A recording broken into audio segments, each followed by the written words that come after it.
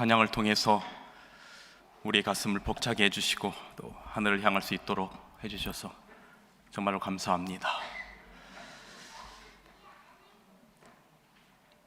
매 안식일 하나님의 말씀을 증거하기 위해서 단에 선다는 것은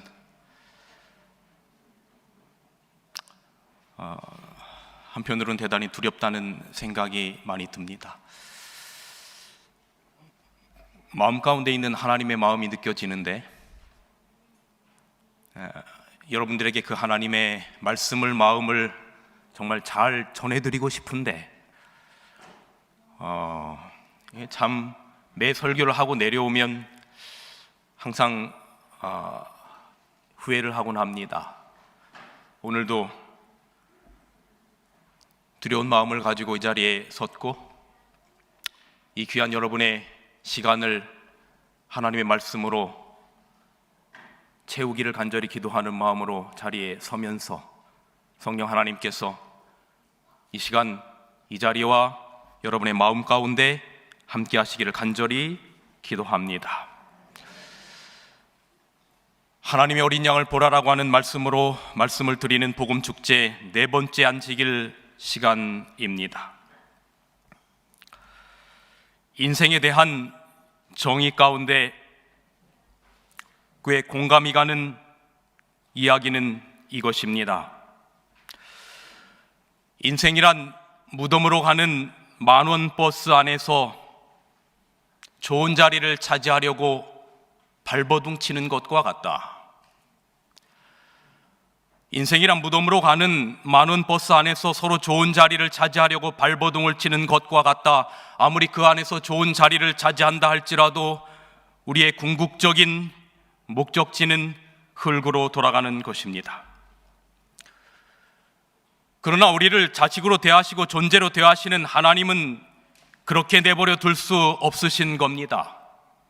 지난 시간에 말씀하신 예수 그리스도는 우리의 죄의 본성의 문제를 해결하셨고 그 하나님의 의인 예수 그리스도의 보혈의 십자가를 영접하고 살아가는 자는 사망이 아니라 창조 때 주어졌던 영원한 생명을 얻게 되겠다라고 하는 것이 성경의 이야기이고 저는 그 말씀을 믿고 확신하며 그 말씀을 전하는 목사로서 여러분들도 그 소망 가운데 살아가기를 간절히 바라는 마음으로 하나님의 말씀을 증거하는 것입니다.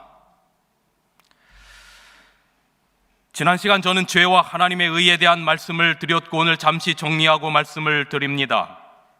생로병사 결국은 죽음으로 갈 수밖에 없는 우리의 인생에서 다시금 성경에서 말하는 생로병사 생으로 가기 위해서는 이 죄의 문제를 해결해야 합니다. 그런데 죄의 문제라고 하는 것이 성경에 16가지로 세분화되어 있는 수많은 죄의 개념들 가운데 이것이 행위에 국한된 것이라면 우리는 그것을 안 하거나 그것을 하나하나 목록에 적어놓고 지워버리면 그 죄 문제가 해결이 되어서 사망의 문제를 해결할 수 있는데 문제는 죄는 행위적인 문제에 국한되어 있는 것이 아니라 우리가 바꿀 수 없는 우리의 본성 자체가 부패해버렸다는 데 문제가 있는 것입니다. 그래서 죄의 싹은 사망이기 때문에 이 죄의 본성의 문제를 우리가 아무리 의료화지려고 한다 할지라도 우리의 노력으로 말미암아 불가능하기 때문에 사망의 문제를 해결할 수 없자 인간의 측면에서 할 수밖에 없는 고뇌는 사도 바울이 말했던 것처럼 오호라 나는 곤고한 사람이로다. 이 사망의 몸에서 누가 나를 건져내랴. 아무도 이 죽음의 문제를 해결할 존재가 이 세상에 그 어떤 존재도 없다라고 말하는 것입니다. 그 어떤 종교도 없다라고 말하는 것입니다. 그러나 인간을 생명을 창조한 하나님께서 여러분과 제가 짊어져야 할 이 모든 죄의 문제를 하나님께서 짊어지시고 지난 시간에 말씀드렸던 것처럼 티코를 끌어내는 그 강력한 트럭의 힘 한 대를 준비하셨는데 그게 바로 예수 그리스도의 보혈의 피고 그 보혈의 피는 우리의 죄의 본성의 문제를 해결해 주셔서 우리가 예수 그리스도를 영접하고 그분의 보혈을 영접할 때 우리가 하나님 앞에 용서를 받고 마치 한 번도 죄를 범하지 않은 사람처럼 하나님 앞에 설 것이라고 하는 이 기별은 오늘날 우리들에게 우리가 꼭 기억하고 받아들여야 될 놀라운 기별인 것입니다. 그래서 성경 이사야 1장 18절에 우리의 죄가 주홍 같을지라도 진홍같이 붉을지라도 눈과 같이 희어지고 양털같이 되리라라고 하는 것은 우리의 죄의 본성의 문제를 그분의 십자가로 말미암아 해결하셨다라고 하는 것입니다. 그러므로 죄의 싹은 사망이고 죽음으로밖에 갈 수 없는 만원 버스 안에 타고 있는 것이 우리의 인생 길이지만 우리의 죄를 해결하기 위하여 흘리신 그 보혈의 피를 우리가 개인적으로 영접하고 예수 그리스도 안에서 살아갈 때 우리는 영원한 생명을 얻겠다라고 하는 성경의 이 위대한 선언 앞에 우리는 겸손히 이 말씀을 받아들이는 것입니다. 오늘 저는 복음 축제 네 번째 말씀으로 아브라함이 믿어 의롭게 된 믿음이라고 하는 제목으로 지난 세 번에 걸쳐서 드렸던 말씀 위에 한 걸음 더 나아가도록 하겠습니다. 우리가 성경에 예수 그리스도를 믿으면 구원을 얻는다라고 하는 이야기는 기독교에서 우리가 너무나 많이 들은 이야기고, 제가 지난 세 번의 시간 동안 여러 가지 존재론적인 다른 각도에서 이 말씀들을 계속해서 설명을 드렸는데, 그런데 이것이 때때로는 우리에게 대단히 추상적으로 다가온단 말이죠. 도대체 예수님을 믿는다는 게 무엇인가? 성경에는 나더러 주여 주여 하는 자마다 다 천국에 갈 것이 아니라라고 하는 말씀도 있고, 내 아버지의 뜻대로 행하는 자라야 들어가리라라고 하는 말씀도 있는데, 그러면 나는 그냥 내 마음 가운데 나는 예수를 믿어라고 그냥 그렇게 말만 하면 우리 모두는 사망의 문제를 해결하고 구원 얻는 것인가? 도대체 하나님을 믿는다는 것이 구체적으로 어떤 의미를 가지고 있는가? 오늘 그 이야기를, 아브라함의 이야기를 통해서 조명해 보도록 하겠습니다. 성경 창세기 15장에는 하나님께서 자식이 없는 무자한 아브라함을 75세의 그 아브라함을 어느 날 부르십니다. 아브라함아, 아브라함아, 내가 좀 밖에 나가 볼래? 하늘의 별들이 보이느냐? 내 하나님, 정말 하늘의 별들이 쏟아질 듯이 많습니다. 그래, 그 별들 하나씩 세볼래? 저 별은 나의 별, 저 별은 너의 별, 하나, 둘, 열, 백, 하나님 너무나 많아서 다 셀 수가 없습니다. 그래, 아브라함아, 내가 비록 지금은 자녀가 없다 할지라도 내가 셀 수 없는 저 하늘의 별의 숫자처럼 내 자손이 하늘의 별처럼 많아질 거야. 그 말씀에 대하여 아브라함이 창세기 15장 6절에는 아브라함이 여호와를 믿으니 여호와께서 이를 그의 의로 여기셨다. 이 의라고 하는 건 죄의 반대 개념이지요. 이를 그의 의로 여기셨다라고 기록합니다. 자식이 없는 75세의 나이에 앞으로 아브라함 너의 자녀들이 하늘의 별처럼 많아지겠다라고 하는 인간적인 측면에서 보면 이 허무맹랑한 이야기를 아브라함이 믿으니 그 믿음을 하나님께서 아브라함의 의로 여기셨다. 이 내용을 조금 더 구체적으로 사도 바울은 아브라함이 도대체 무엇을 믿었는가에 대하여 로마서 4장 17절은 이렇게 기록합니다. 기록된 바 내가 하나님께서 너를 아브라함을 많은 민족의 조상으로 세웠다 하심과 같으니 아브라함의 믿은 바, 아브라함이 무엇을 믿었느냐? 하나님은 죽은 자를 뭐 하시며 살리시며 없는 것을 있는 것 같이 부르시는 이심을 믿었더니 로마서 4장 22절 그러므로 이것을 저에게 의로 여기셨다라고 기록하고 있습니다. 창세기 15장의 밤하늘의 별처럼 내 자손이 많겠다라고 하는 것을 믿으니 그것을 의로 여기셨다라고 하는 걸 조금 더 구체화한 것이 로마서 4장 17절인데 아브라함이 무엇을 믿었느냐? 하나님은 죽은 자를 살리시는 하나님이라고 하는 걸 믿었고 또 다른 하나는 하나님은 없는 것을 있는 것 같이 만드시는 하나님이라고 하는 것을 믿었더니 그것을 아브라함의 의로 여기셨다라고 기록합니다. 그렇다면 하나님은 죽은 자를 살린다, 죽은 자를 살리는 것을 성경에 그런 용어가 있습니다. 우리 성도들이야 잘 아시겠습니다만 교회를 처음 오신 분들, 죽은 자를 살린다라고 하는 성경의 그 용어를 뭐라고 설명하고 있냐면 그것을 부활이라고 말하고 있습니다. 이것은 제가 첫날부터 계속해서 누누이 말씀드린 것처럼 기독교의 선과 악과 관련되어 있는 겁니다. 도덕적인 문제가 아니라 생명과 존재의 문제입니다. 하나님은 죽은 자를 살린다라고 하는 부활의 하나님을 아브라함이 믿었다라고 말하는 겁니다. 또 다른 하나는 없는 것을 있는 것 같이 부르시느니 이것을 뭐라고 말합니까?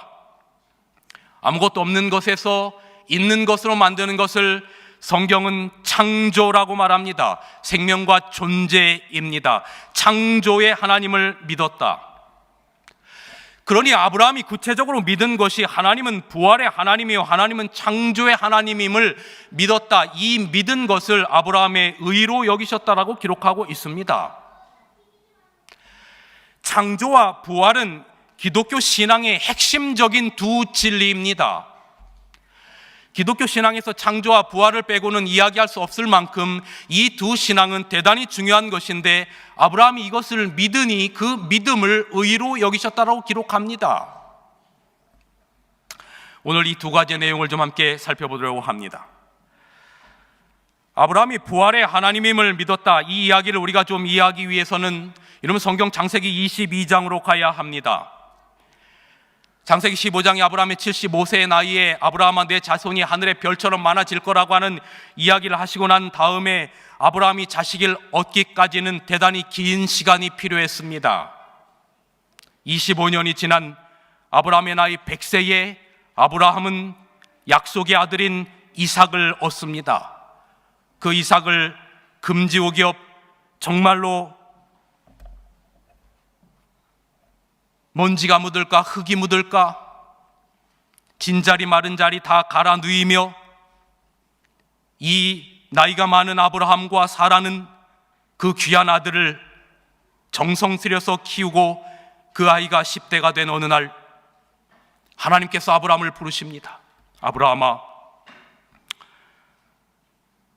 내 사랑하는 독자 이삭을 데리고 저 모리안 땅에 내가 너에게 지시하는 한 산으로 가서 그 아들을 번제로 드려라.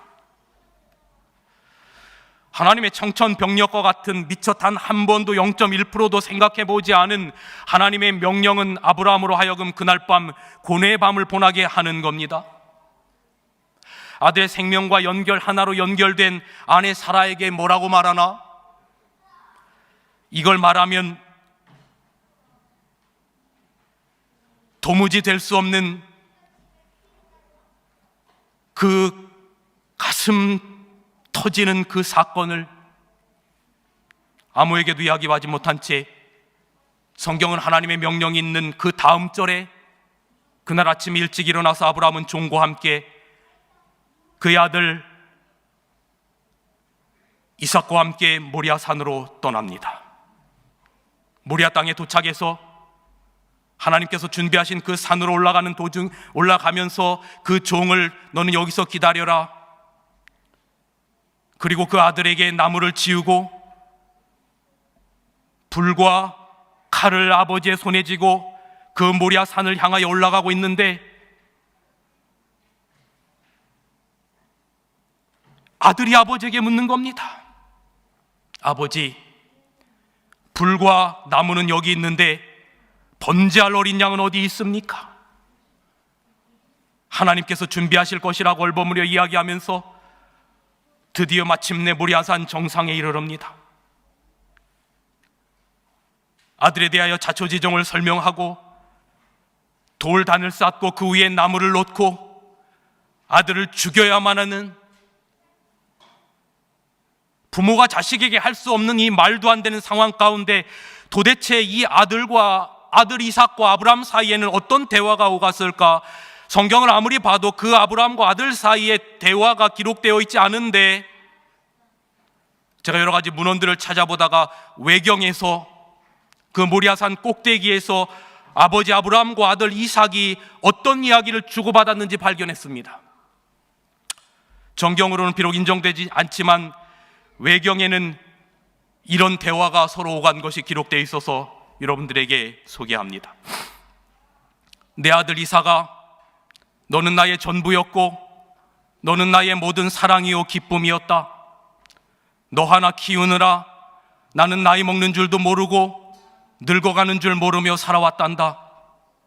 그런데 너를 내게 약속의 선물로 주신 여호와 하나님께서 여기서 너를 잡아 번제로 드리라고 하신다. 너나 나나 하나님의 종인데 날 야속하다고 하지 말고 이해하기 바란다. 그러나 난 너를 번제로 드려도 넌 다시 살아서 내 품으로 돌아올 것을 확실하게 믿는다. 이 노란 글씨는 제가 오늘 말씀드릴 핵심의 이야기입니다. 이런 이야기가 오갔어요. 그러자 외경에는 아들 이삭이 아버지에게 이렇게 말합니다. 아버지, 장하신 내 아버지, 정말 하나님 앞에서 장하신 아버지의 모습을 여기서 정말 볼 수 있군요. 나 없이는 못 살 것 같은 아버지가, 나밖에 모르시던 아버지가, 나를 위해서라면 100번이라도 죽어줄 수 있었던 내 아버지가, 하나님을 경외하기 위해서 하나님의 명령이니까 하나님께 순종하는 아버지는, 아버지, 저는 아버지를 이해합니다. 장하신 내 아버지를 이해하다 말다요. 그런 아버지, 전 자신이 없습니다. 아무리 아버지를 이해한다 하여도 막상 아버지가 내 가슴에 칼을 꽂으면 그 고통을 참을 수 없어 피를 흘리며 도망가 버릴지도 모릅니다.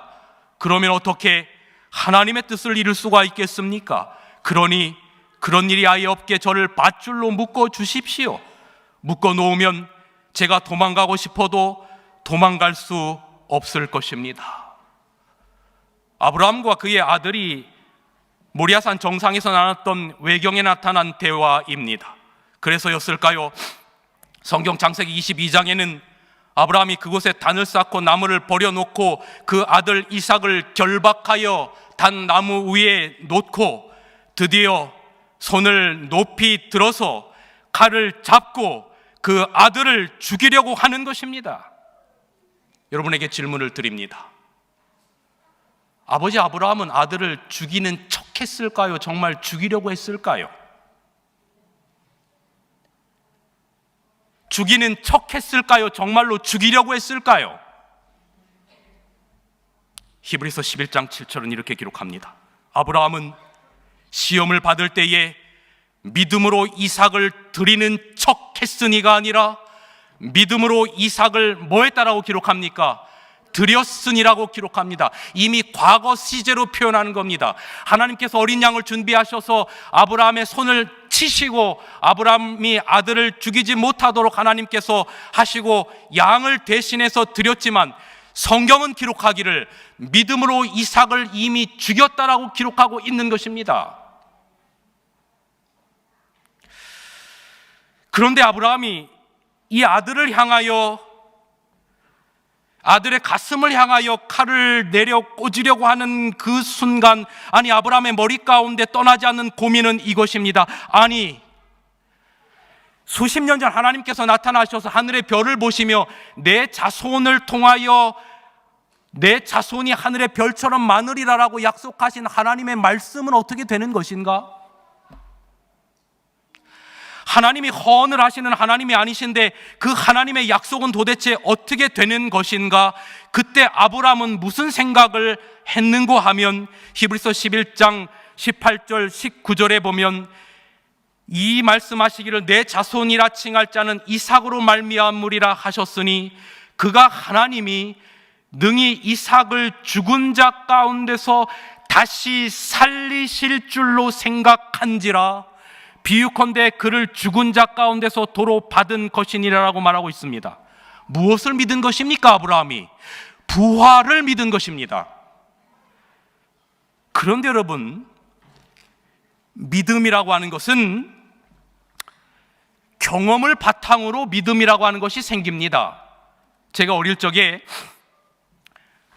아버지와 함께 머리를 깎으러 이발소를 가면 지금이야 남자들도 주로 이발소는 잘 안 가죠. 그러나 옛날에는 남자들은 분명히 다 이발소에 가서 머리를 깎았는데, 저는 머리를 깎고 저희 아버지의 행동 가운데 정말 이해가 가지 않는 행동이 하나 있었습니다.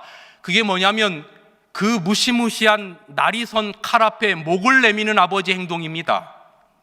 뭐 해달라고요? 면도해달라고요.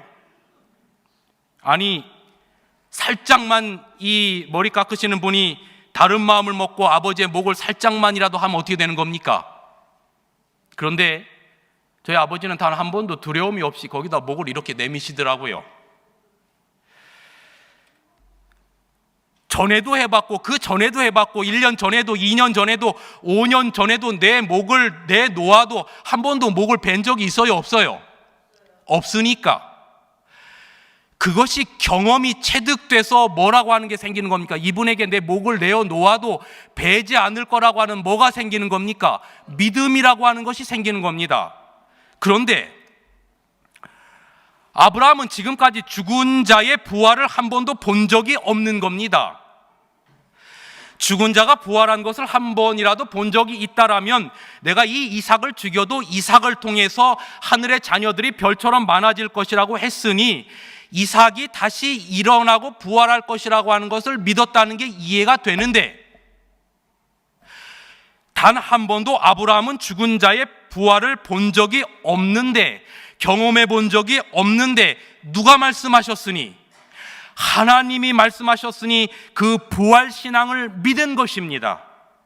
그 믿음을 뭐로 여기셨다? 의로 여기셨다라고 말하는 겁니다.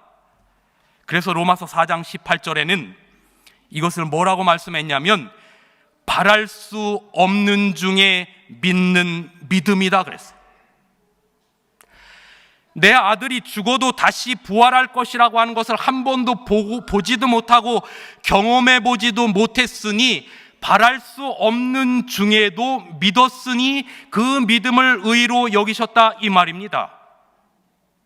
사랑하는 성도 여러분, 그리고 이번 전도의 기간을 통하여 저희 교회를 방문하신 우리 새가족 여러분, 우리도 한 번도 죽은 자가 일어나는 것을 본 적이 없지만 나는 부활이요 생명이니 나를 믿는 자는 죽어도 살겠고 무릇 살아서 나를 믿는 자는 영원히 죽지 아니하리라라고 약속하신 하나님의 말씀이 우리에게 그렇게 약속하셨으니 우리는 이 땅에 우리가 살다가 한번 죽는다 할지라도 예수 그리스도 안에서 예수 그리스도를 믿고 살아가는 자들을 다시금 주님 오시는 그날 그 아침 부활시킨다라고 하는 그 부활 신앙이 우리의 신앙이 되기를 간절히 바랍니다.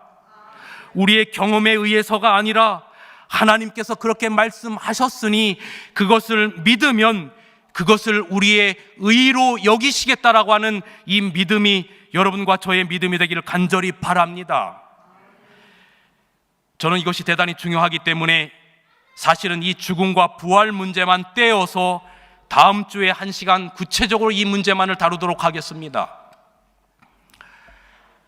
그리고 두 번째, 아브라함이 그래서 이것을 그의 의로 여기셨다라고 말하고 있습니다. 아브라함이 믿었던 두 번째는, 첫 번째 부활의 하나님임을 믿었다는 것과 또 하나는 없는 것을 있는 이처럼 부르시는 창조주 하나님임을 아브라함이 믿은 것입니다. 여러분, 우리의 생명이 누구로부터 부여된 것인고 하면 창조주 하나님으로부터 부여된 것을 부여되었다는 사실을 믿으시기를 간절히 기도합니다. 그런데 이 믿음이 왜 중요한고 하면 우리를 지으신 창조주 하나님이 계시다라고 하는 것을 믿는 믿음 안에 진정한 쉼이 있습니다. 우리는 때때로 정말 살아있다는 것 자체가 부담일 때가 많아요. 여러분, 물건도 쓸모없으면 잘 팔리지 않아요. 여러분, 왜 이렇게 우리가 사는 게 피곤해요? 이 세상이 쓸모 있는 사람을 찾다 보니 무엇을 갖추려다 우리의 인생이 이렇게 피곤한 겁니다. 심지어는 가장 가깝다는 부부도 어때요? 제가 아는 어느 분이 열심히 건축 공사 현장에서 일하다가 4층 높이에서 떨어져서 하반신이 마비가 됐어요. 그 일로 자식을 가르치고 먹고 살아왔는데 하반신이 마비가 돼서 어느 날 아무 일도 할 수 없는 그런 처절한 절망스러운 자기를 보면서 제가 어느 날 그분에게 방문을 갔더니 집에 몸져 누워 계시는데 이분이 저의 손을 잡으면서 눈물을 흘리면서 이렇게 말하는 겁니다. 내가 집에 몸져 누워 있으니 가족들의 눈치가 보여요. 내가 쓸모가 없는 사람은 아닌가 하는 생각이 들어서 마음이 너무 괴로워요. 그런데 여러분, 인간은 가치 있게 되려고 노력하고 무언가를 이루기 위해 노력할 때 우리를 창조하신 하나님은 너는 피투성이라도 살라라고 말하는 겁니다. 우리의 인생이 쓸모없는 인생과 같고 우리 인생이 고통의 순간 가운데 있고 우리가 세상의 경쟁력에 뒤처져서 나는 아무것도 아닌 존재같이 느껴질 때, 그래서 우리는 가치 있게 되려고 노력할 때 우리를 창조하신 하나님 우리에게 하시는 말이 뭐냐면 너가 지금 어떤 상태인지 내가 안다라고 말하는 겁니다. 피투성이라도 살라라고 말하는 겁니다. 그리고 주님께서 말씀하시기를 나는 아버지의 명령이 영생인 줄 아노라라고 말씀하셨어요. 자식이 쉬지 못하면 부모가 쉬지 못해요. 여러분, 예수님은 왜 이 땅에 오셔서 그렇게 정신없이 다니셨는가? 왜 쉬지 못하고 다니셨는가? 자식이 쉬지 못하는 겁니다. 그래서 자식 쉬게 하려고 우리 주님께서 그렇게 정신없이 다니시면서 말씀하시기를 수고하고 무거운 짐진 자들아 다 내게로 오라, 내가 너희를 쉬게 하리라 말씀하셨어요. 여러분, 자식은 생명을 존재케 한 부모 앞에서 마음이 놓여요. 시집간 딸이 시집을 가면 인생이 힘들 때 누구를 생각해요? 친정어머니를 생각해. 특별히 아이를 낳을 때 최고의 고통의 순간에, 죽음과 같은 이 고통의 순간에 그 짐을 자기의 생명을 존재케 한 친정어머니 앞에 내려놓고 싶어요. 왜 그럴까?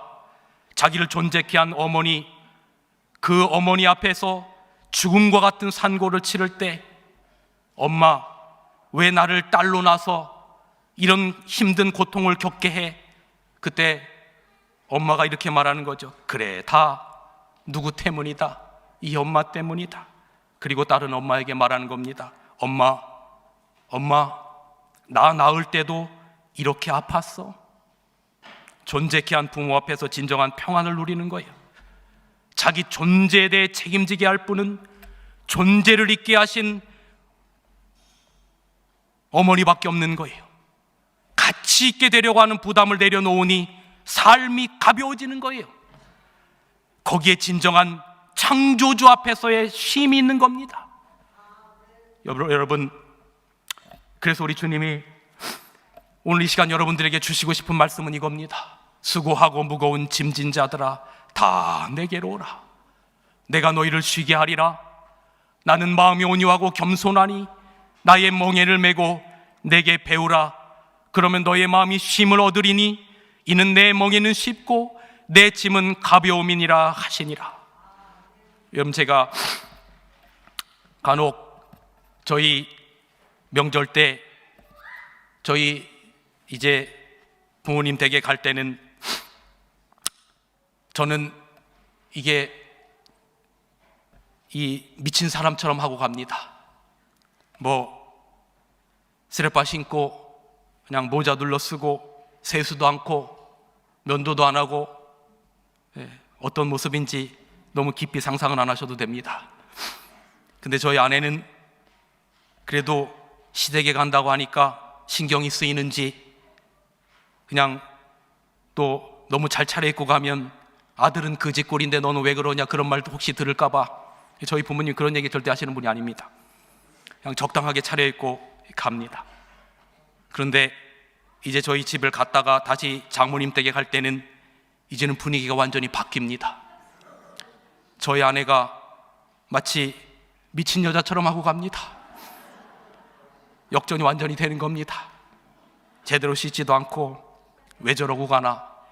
저는 또 그렇게 갈 수가 없는 겁니다. 여러분, 생명을 존재케 한 부모 앞에 창조주 앞에 진정한 쉼이 있는 겁니다. 우리를 존재케 한 하나님이 계시다는 걸 아브라함은 믿었습니다. 없는 것을 있는 것 같이 부르시는 하나님이 계시다는 걸 아브라함은 믿었습니다. 그 믿음을 의로 여기셨다, 그 말입니다. 여러분, 우리에게 우리의 존재를 책임져 주시는 우리의 창조주 하나님이 계시다는 사실을 여러분 기억하시기를 간절히 바랍니다. 매 안식일 주님의 전에 나와서 여러분의 이 무거운 짐들을 다 내려놓고 그분이 여러분에게 주시는 평안과 안식을 얻는 귀한 안식일이 되기를 간절히 바랍니다. 그런데 하나님이 우리의 생명을 존재케 한 창조주라고 하는 강력한 표시가 있어요. 우리가 원숭이나 아메바로부터 진화된 존재가 아니고 우리를 창조하신 창조주 하나님이 계시다라고 하는 강력한 증거가 있는데, 그게 바로 성경은 하나님께서 천지와 만물을 6일 가운데 창조하시고 제7일에 천지와 만물을 다 이루시면서 우리에게 창조의 기념일로 주신 안식일이 바로 우리에게 창조주 하나님이 계시다는 가장 강력한 증거입니다. 창세기 2장 1절로 3절은 말합니다. 천지와 만물이 다 이루니라. 하나님이 지으시던 일이 일곱째 날이 이를째에 마치니 그 지으시던 일이 다음으로 일곱째 날에 안식하시니라. 하나님이 일곱째 날을 복주사 그날을 거룩하게 하셨으니 이는 하나님이 창조하심에 만드시던 모든 일을 마치고 그날에 안식하셨습니다. 천지 창조의 일주일의 주간 동안 엿새 동안 하나님께서 아담과 하와까지 다 창조하시고 마지막 일곱째 날 창조주간의 정점으로 하나님께서 안식일을 구별하여 그날을 쉬시고 그날을 특별히 복주시고 그날을 거룩하게 구별하셔서 우리가 그날을 하나님 앞에 창조의 기념일로 설 수 있도록 하나님께서 주신 겁니다. 그런데 하나님이 거룩하게 구별하신 이 제7일 안식일을 사단이 싫어합니다. 왜냐하면 안식일을 창조의 기념일로 주셨다라고 하는 것은, 여러분이 이 안식일에 주의전을 찾는다라고 하는 것은 우리에게 창조주 하나님이 계시다라고 하는 강력한 증거가 되는 겁니다. 그런데 사단은 우리에게 창조주 하나님이 있다라고 하는 것, 창조의 기념일인 이 안식일이 생명의 날이며 존재의 날이라고 하는 걸 기억하는 걸 원하지 않아요. 우리가 원숭이로부터 온 사생아가 아니고 아메바로부터 온 진화론의 산물이 아니라 창조주 하나님이 계셔서 우리를 창조한 하나님이 계셔서 그 증거하는 날이 바로 이 안식일이기 때문에 사단 마귀는 이 날을 그냥 둘 수 없는 겁니다. 그래서 하나님께서는 혹시 이 사람들이 이 안식일을 잊어버릴까 봐 안식일을 기억하여 거룩히 지키라라고 십계명의 중앙의 넷째 계명에 넣어 놓으셨어요. 왜 기억하라고 하셨을까? 십계명의 10가지 계명 가운데 기억하라라고 말한 것은 넷째 계명밖에 없는데 왜 기억하라고 말씀하셨을까? 바쁜 세상을 살다가, 사단의 세상 가운데 우리가 살다가 쉼도 갖지 못하고 하나님과의 관계도 갖지 못하고 이 날을 잊어버리고 정신없이 그냥 무덤으로 가버리는 그 존재가 안타까워서 내가 너희의 창조주 하나님이라고 구별하신 날이, 바로 그래서 기억하여 거룩히 지키라고 한 날이 바로 안식일입니다. 왜 이 날을 지키라고 하나님이 말씀하셨냐면, 이는 엿새 동안 나 여호와가 하늘과 땅과 바다와 그 가운데 모든 것을 만들고 제7일에 쉬었기 때문에 나 여호와가 이 날을 복되게 하여 거룩하게 하였으므로 너희도 내 사랑하는 자녀이니 이 날을 구별하라고 하나님께서 십계명의 넷째 계명에다 못을 박아 놓으셨어요. 이 말은 이런 말입니다. 얘들아, 내 자녀들아, 내 아들과 딸들아, 내가 안식일을 구별한 것은 다 너희들을 위함이야. 창조의 기념일 이 날은 너희를 창조한 이 아버지가, 창조주가 있다는 걸 알리는 날이야. 그러니까 너희는 이 세상에서 고통 가운데 이 날을 그렇게 막 살지 말고 이 날을 구별하여 축복받고 내가 너희의 아버지라고 하는 것을 기억해. 그리고 너희의 죽을 수밖에 없는 생명이 창조주의 생명과 연결되는 이 안식일, 내가 그날을 너희를 위하여 준 거야. 예수님 말씀하시죠. 안식일은 너희를 위하여 있는 것이라.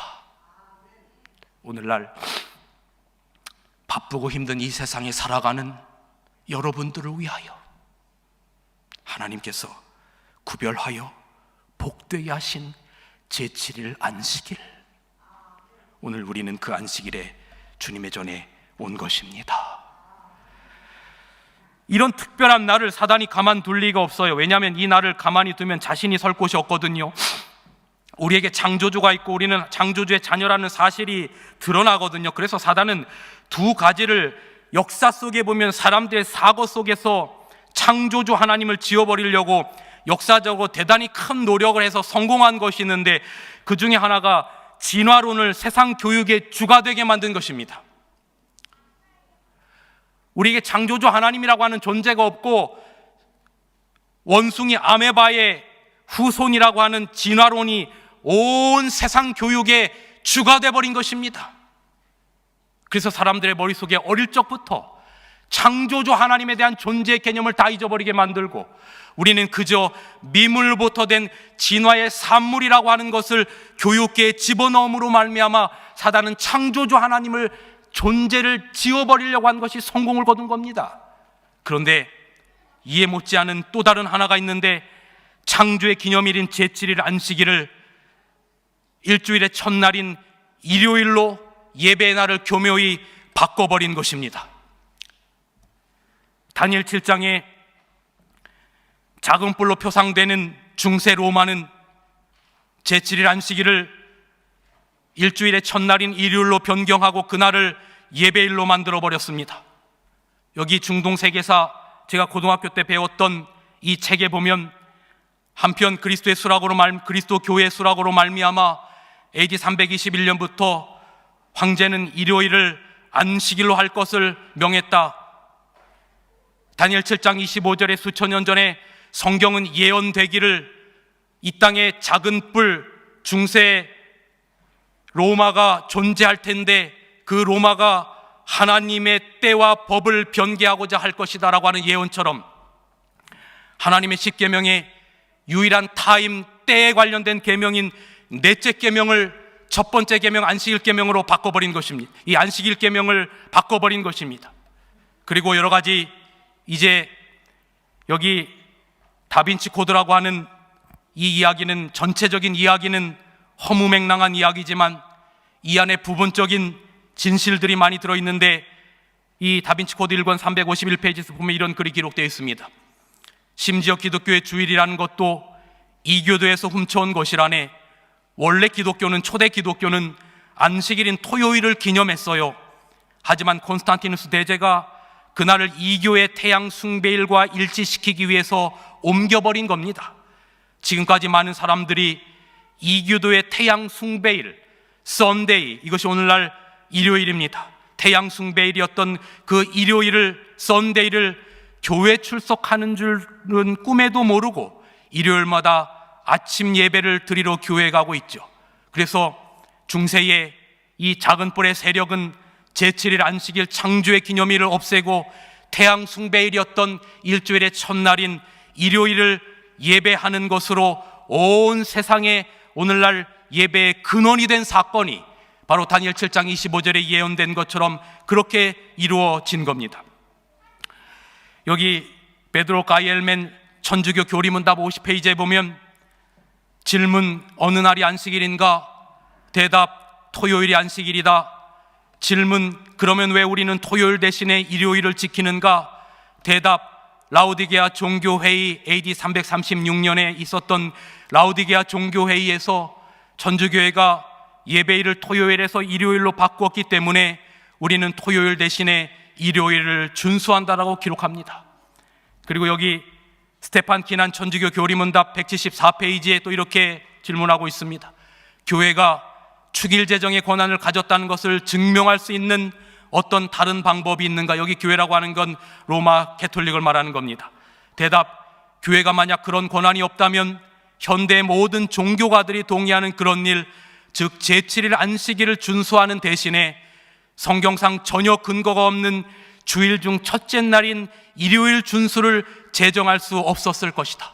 그래서 교회의 권위로 때와 법을 변개했다라고 하는 것은 오늘날 역사를 아는 사람이라면 누구나 다 아는 바로 그런 일인 것입니다.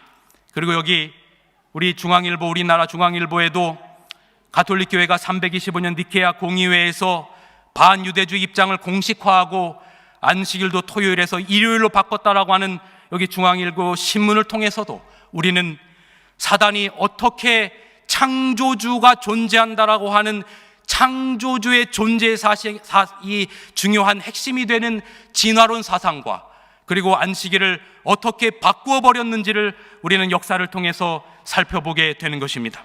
그래서 출애굽기 20장에 기록된 모세가 직접 하나님의 손으로 쓰여서 받았던 10계명의 10째 계명 가운데 두째 계명이 이 중세 교회에 의하여 사라지고 안식일을 기억하여 거룩히 지키라고 하는 것이 주일을 지키고로 바뀌고 둘째 계명이 사라져 버렸기 때문에 마지막 10번째 계명을 9번째 계명과 10번째 계명으로 쪼개서 때와 법을 변개코자 하겠다라고 하는 예언이 정확하게 성취된 것을 우리는 보게 됩니다.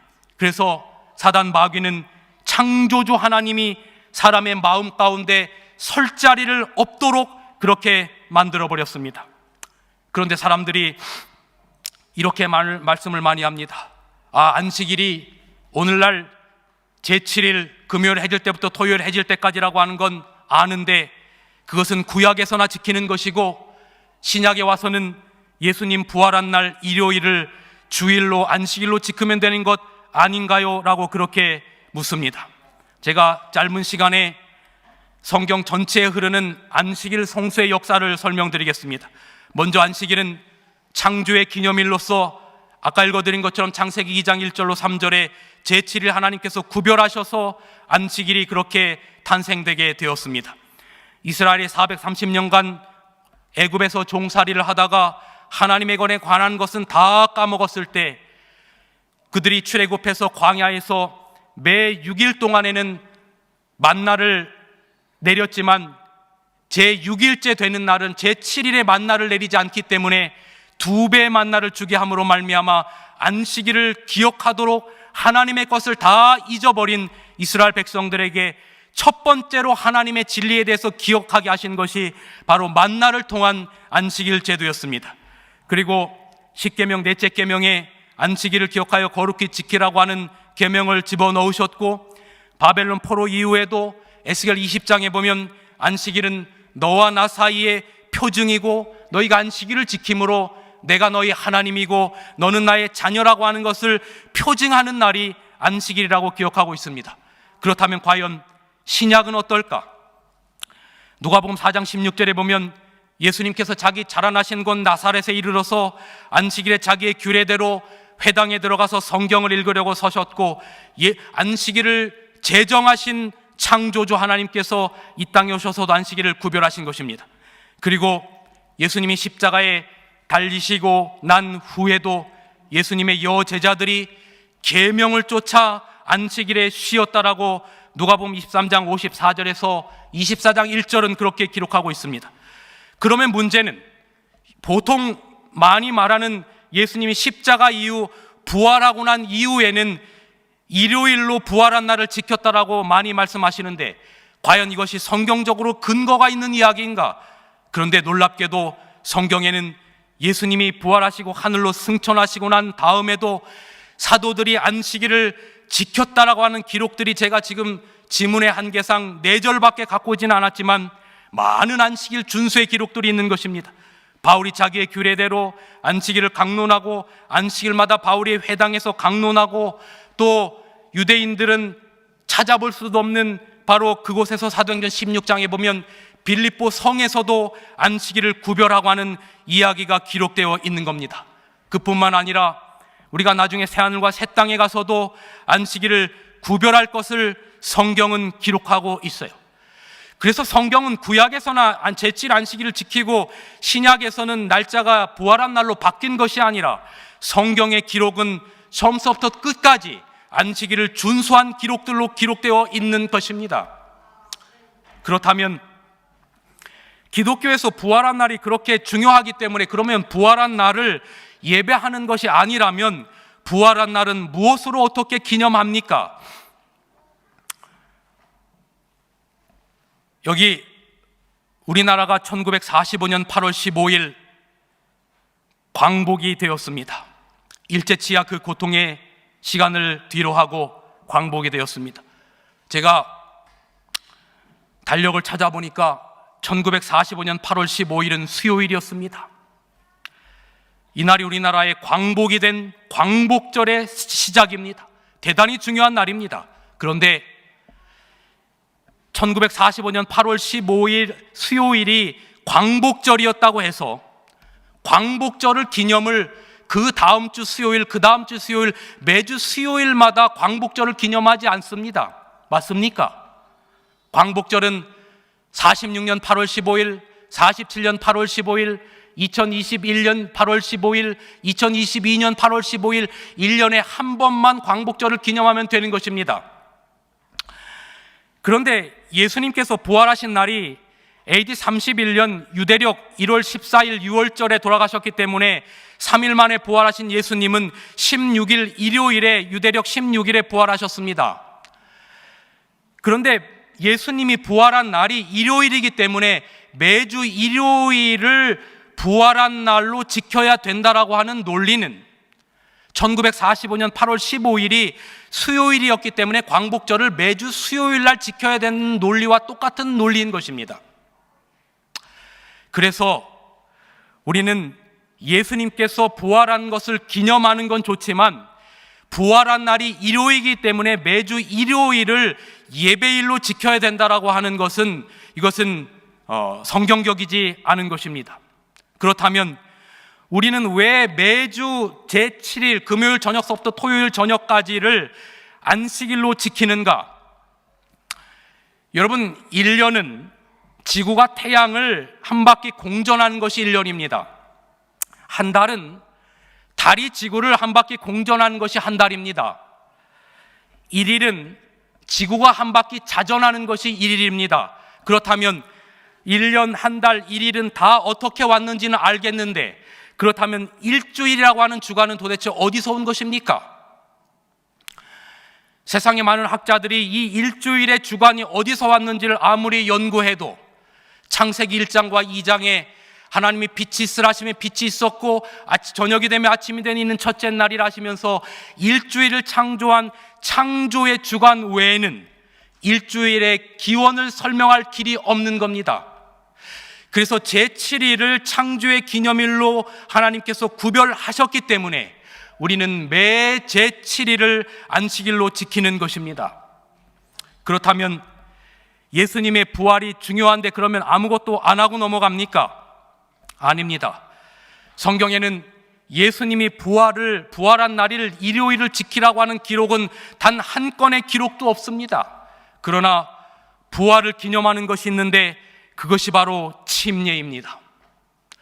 누가복음 6장 3절로 5절에 보면 침례를 통하여 예수 그리스도와 온전히 합하게 되어서 우리가 물속에 담금으로 말미암아 예수님의 죽으심과 합하는 것이고 물속에 들어감으로 말미암아 예수님이 십자가 위에 3일 동안 매장되어 있는 것과 합하는 것이고 물에서 올라옴과 같이 예수님이 부활한 것을 같이 연합하는 사건, 예수님의 죽으심과 장사 지냄과 부활하심을 같이 연합하는 이 사건이 바로 침례인 것입니다. 그러므로 부활을 기념하는 것은, 부활한 날 일요일을 지키는 것은 성경적인 근거가 없는 것이고 바로 침례를 받음으로 예수님과 합하여 부활을 경험하는 것입니다. 그래서 성경에는 믿고 침례를 받는 자는 구원을 얻을 것이오라고 말했습니다. 여러분, 침례를 받는다는 것은 나를 위해 베풀어 놓으신 은혜와 용서를 내 것으로 경험하고 우리가 하나님의 자녀가 된다라고 하는 놀라운 증거인 것입니다.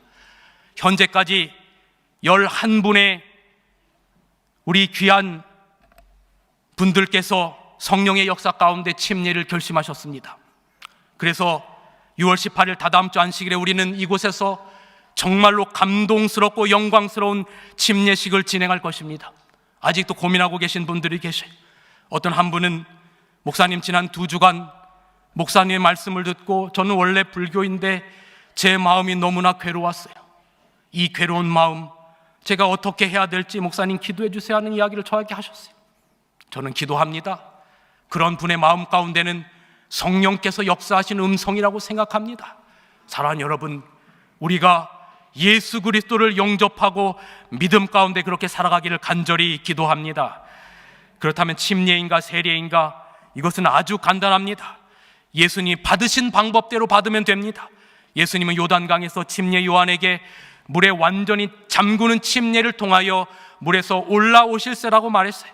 그래서 우리는 예수님처럼 온전히 물에 잠그는 침례를 통하여 장사 지내고 나의 죄된 것들을 물 무덤 가운데 집어넣고 새 사람으로 부활하는 역사적인 순간을 우리는 다다음 주에 맞을 것입니다. 오늘 특별히 교회에 오신 우리 새가족들께는 침례 결심서를 아마 따로 나눠드렸을 것입니다. 거기에 여러분들이 혹시 관심이 있으시거나 고민되시는 분들은 저희 목회실에 상담하셔도 되고, 거기다 이름만을 적으셔서 밖에 나가시면서 헌금함에 넣어주시면 저희가 개인적으로 연락드리도록 하겠습니다.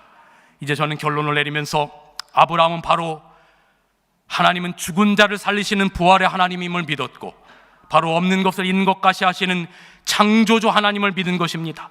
근데 여러분, 부활은 언제 합니까? 누구 오실 때 부활을 합니까? 예수님이 땅에 재림하실 때 부활합니다. 그리고 창조의 하나님, 우리가 하나님의 자녀고 하나님이 우리의 창조주라고 하는 강력한 표시가 뭐라고요? 바로 안식일입니다. 그래서 안식일과 이 재림신앙은 기독교 신앙의 대단히 중요한 두 뿔입니다.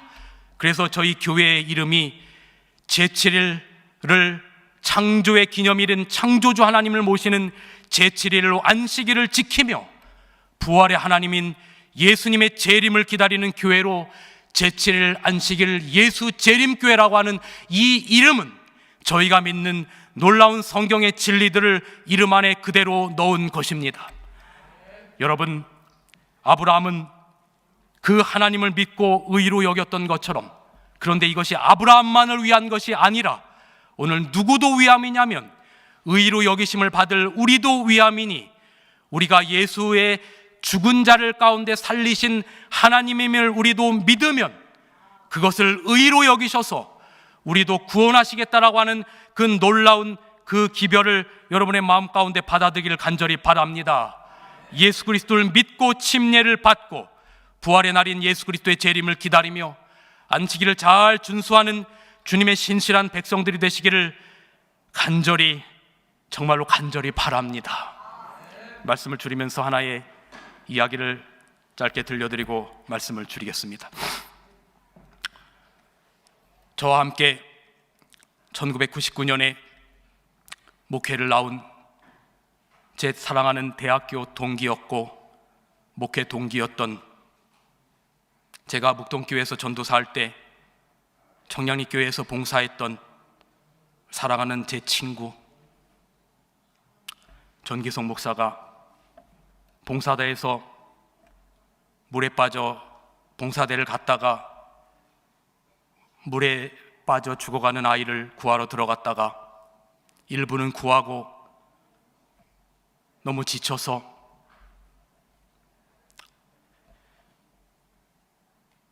안타까운 생명을 잃게 된 제 사랑하는 친구 전기성 목사, 그 친구가 그리스도 안에서 잠든 지 1주년이 되었을 때 99년에 목회 나온 저희 동기들은 그 친구의 산소를 찾았습니다. 그런데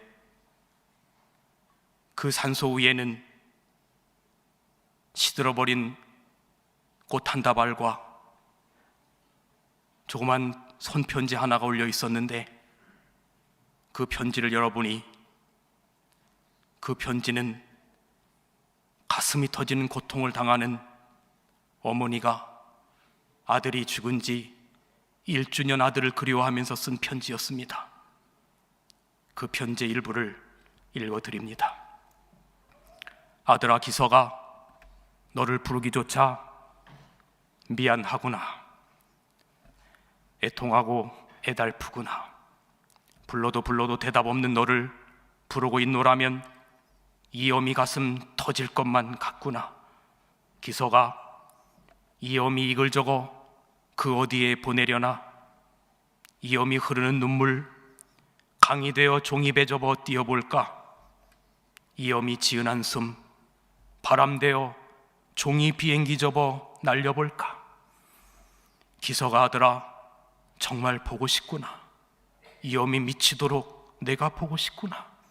이 어미 가슴 터지도록 너를 불러보고 싶구나. 보고 싶어도 볼 수 없고, 불러도 대답은 없지만 이 어미 가슴 깊숙한 곳에서는 너가 살아 숨쉬고 있음을 이 엄마는 늘 느끼고 있단다. 아들아, 어쩜 이렇게 일찍 잠들었단 말인가? 어쩜 이렇게 깊은 잠 자고 있단 말인가? 너의 빈자리가 너무나 넓고 허전하여 이 세상 그 누구도 그 무엇으로도 채울 수가 없구나. 기서가 아들아, 언제나 환하게 웃는 너의 모습 단 한 번만이라도 보고 싶구나. 또 우렁찬 너의 목소리 한 번만이라도 듣고 싶구나. 이 엄마 가슴 미어질 것만 같구나. 그러나 참자, 기다리자. 예수님 다시 오실 때까지 믿는 자에게는 약속의 말씀이 있고 부활의 소망이 있지. 우리 기석이는 소망 가운데 잠들었으니 이제 남은 우리 모두가 준비된 삶을 살다 예수님 오실 때 우리 다 함께 만나자꾸나. 우리 서로 얼싸안고 춤도 추어보자. 그러기 위해서는 뼈저린 아픔도 참아야지, 견디어야지. 기다리자. 그래서 이 어머니의 마지막 편지 끝에는 이렇게 기록되어 있어요. 나는 부활이요 생명이니.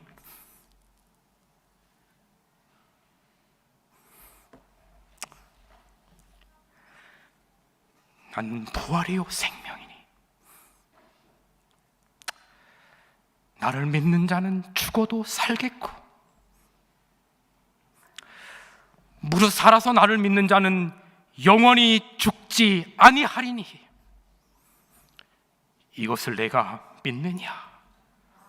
이 엄마의 편지 마지막은 이렇게 기록됩니다. 이 엄마는 이 말씀을 꼭 믿고 너를 꼭 만나련다. 2002년 7월 25일 엄마가 부활의 소망인 예수님이 있기에 힘을 얻는단다. 여러분, 이 부활의 소망이 없다면 우리는 어떻게 살아야 합니까? 우리를 창조하신 창조주 하나님이 없다면 우리는 어떻게 살아야 합니까? 가슴으로 잃어버린 우리의 가족들 어떻게 해야 됩니까? 그러나 여러분, 아브라함이 아직도 한 번도 경험한 적이 없지만 하나님이 말씀하셨기 때문에 이 아들이 죽어도 다시 살겠다라고 하는 부활의 소망을 믿었고 그 믿음을 의로 여기셨던 것처럼 우리가 이것을 믿고 살아갈 때 그것을 우리의 의로 여기시고 우리 주님 영광 가운데 이 땅에 오실 때 그 부활의 자리에 우리를 참여시키겠다라고 하는 놀라운 기별이 하나님 없는 이 세상에서 소망 없이 살아가다가 죽는 여러분 되지 마시고 여러분과 저의 마음 가운데 받아들이는 기별이 되시기를 간절히 축원합니다. 예수 그리스도를 믿고 침례를 받고 부활의 날인 예수님의 재림을 기다리며 안식일을 준수하는 주님의 신실한 백성으로 사시다가 우리 주님 오실 때 잘하였도다 착하고 충성된 종아, 너를 위해 준비된 이 나라를 상속하라라고 하는 주님의 말씀에 아멘으로 화답하시는 여러분과 제가 되기를 간절히 바라면서 말씀을 줄이겠습니다.